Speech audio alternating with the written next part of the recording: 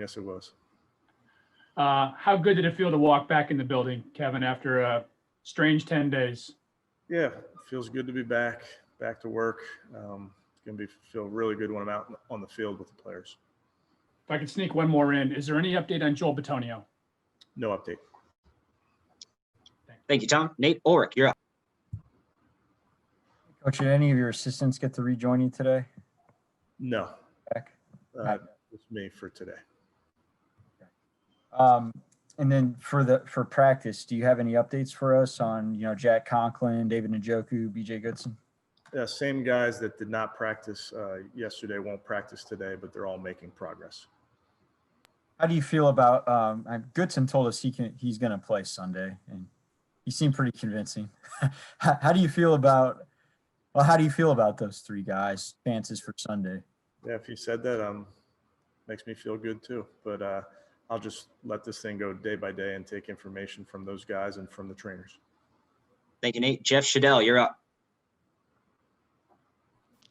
And we always talk about the next man up. Could you be specific, though, about Kendall Lamb, what he's done for you last weekend this season? Yeah, I think very highly of Kendall, the person and the player. He's been very versatile for us to line up all over. Gives a great look during the week when he was given scout team looks. So he's somebody that has performed well when he's gone in there, very much on top of the game plan, works very hard pre-practice and post-practice. Thanks, Jeff. Scott Petrick has our next question. Hey, Kevin, with that Chiefs offense, just how unique is the whole thing with Patrick and Tyreek and Kelsey? And then how do you go about stopping something with that many weapons?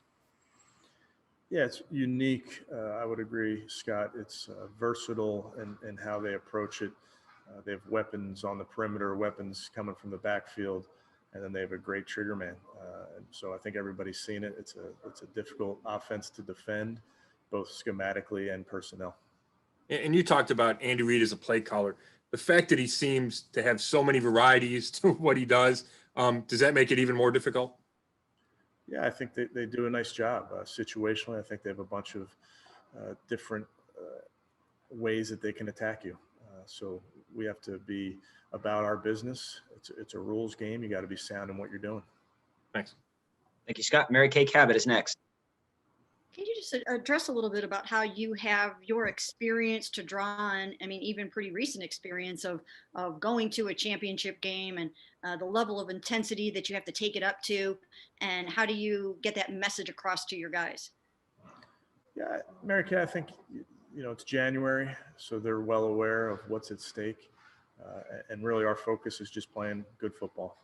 I know that sounds simple, but that's kind of what we're hanging our hat on. And that's part of Thursday is understanding what the coaches installed this morning, getting out on the field, walking through it, and then having a really sharp practice. But ultimately, when you get in that stadium Sunday, everybody's well aware of what's at stake.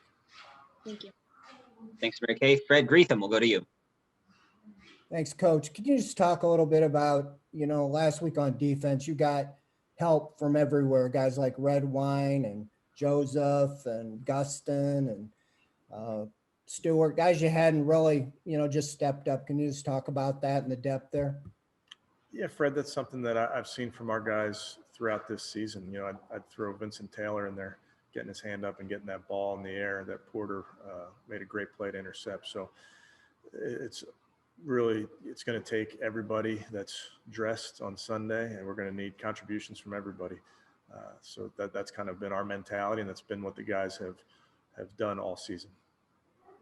Thank you, Fred. Marla Ridenour has our next question. Yeah, Coach, good to see you. I can't resist asking this. This is going to be a while before you go back in that basement again. It will be. Those walls are closing in on me. So I'm enjoying this big building and those fields. I can't wait to get out on them. Thank you. Thanks, Marla. We'll go back to Jeff Shadell. Hey, Kevin, you guys are 6-3 on the road this year. That's pretty good. So what is your secret to playing as well on the road as you do at home?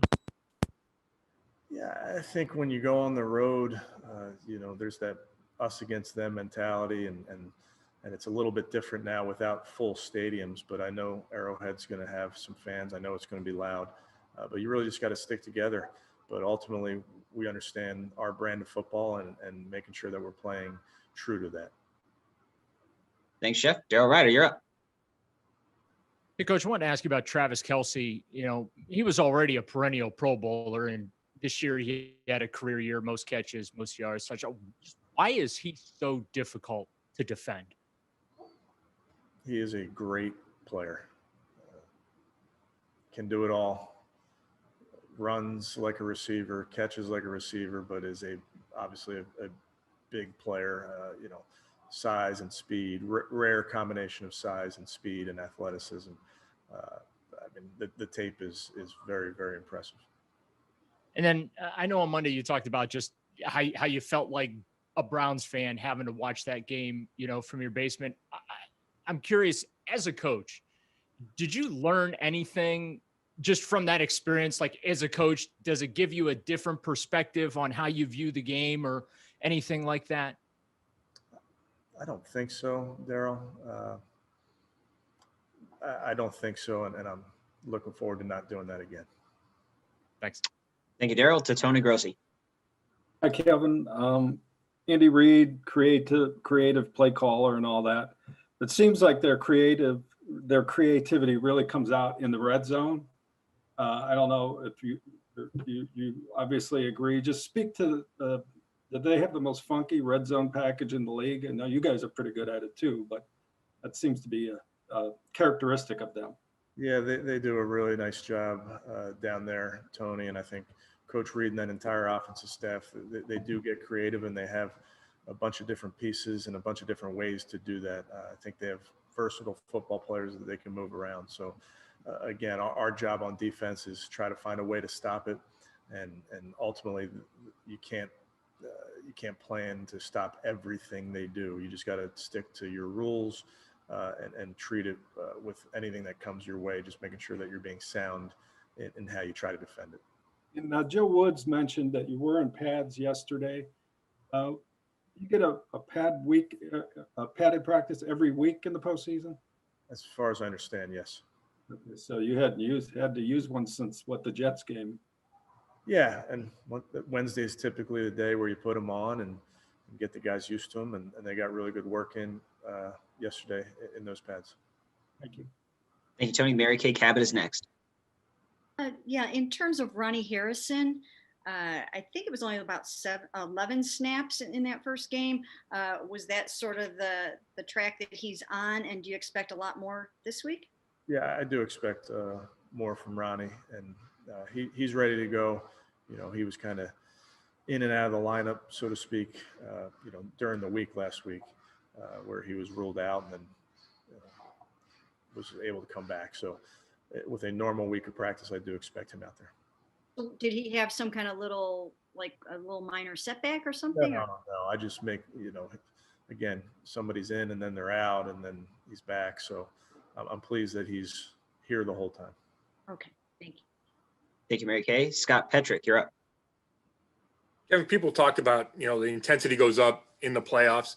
Is it possible for Jarvis to play any more intense than he does in the regular season? Probably not. He treats every practice like it's the game. So, the players follow his lead, and he knows that. So he brings a level of intensity to all these get-togethers.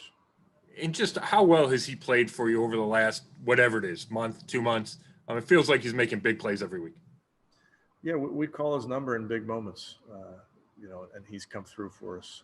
And again, he understands his role, and that's what we're counting on him, and he gets that. Thanks. Thanks, Scott. Back to Daryl Ryder. Hey, Coach, I wanted to ask you about the depth of your offensive line this year. You've had a ton of injuries up front. You've had to use a lot of guys at a lot of different positions, and it just seems unusual to maintain a level of play when you have that volume of adjustments. Could you just, speak on the job that Bill Callahan has done preparing those guys, and then also just, from your perspective as a coach, the comfort level you have knowing that you can plug and play guys up there and you can expect to get a premium performance.